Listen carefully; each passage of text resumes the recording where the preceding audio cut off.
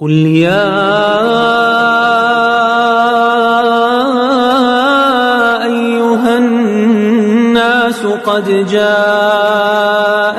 الحق من ربكم فمن اهتدى فإنما يهتدي لنفسه ومن ضل فإنما يضل عليها وما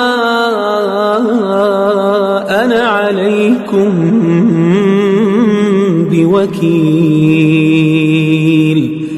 واتبع ما يوحى إليك واصبر حتى يحكم الله وهو خير الحاكمين.